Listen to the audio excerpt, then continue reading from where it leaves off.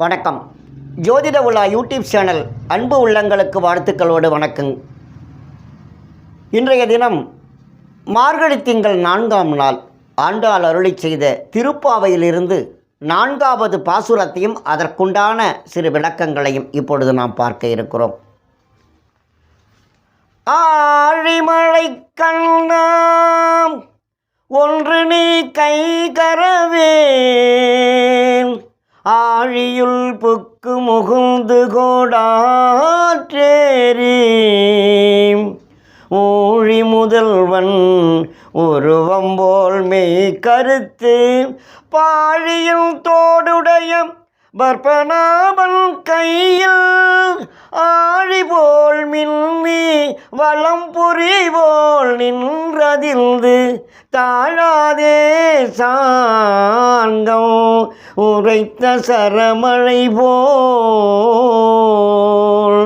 வாழ உலகினில் பெய்திடாய் நாங்கள் நம் மார்கழி நீராடி மகிழ்ந்தேலோரெம்பாவாய், மார்கழி நீராடி மகிழ்ந்தேலோரெம்பாவாய்.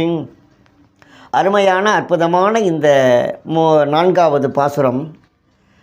இதில் முழுக்க மழை எப்படி வருகிறது, நமக்கு எந்த ஒரு புதிராகவே இருக்கிறது.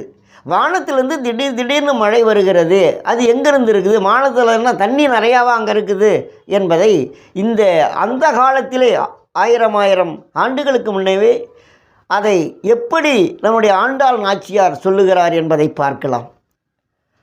ஆழி மழைக்கண்ணா, அதாவது ஆழி என்றால் கடல், அங்கே பள்ளி கொண்டிருக்கிறவன் பகவான். ஆழி மழைக்கண்ணா ஒன்று நீ கைக்கரவேல், ஆழியில் புக்கு முகுந்து கொடு ஆற்றேரி என்றார்.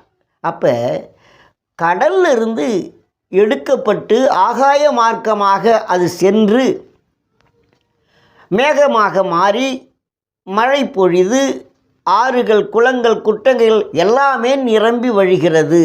அதைத்தான் ஆழி மழைக்கண்ணா ஒன்று நீ கைகரவேல், ஆழியுள் புக்கு முகுந்து கொடு ஆற்றேரி, ஊழி முதல்வன். யார் அவன்? பகவான். ஊழ்வினைக்கெல்லாம் முதல்வனாக இருக்கக்கூடிய பகவான்.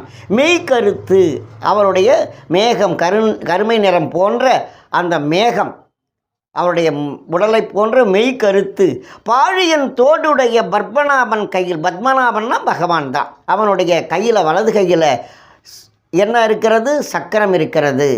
அதாவது அதை ஆழி என்று ஆழின்னா அங்கே நம்ம கடல் சொன்னோம், இங்கே ஆழினா சக்கரம், பகவானுடைய கையில் இருக்கிற சக்கரம்.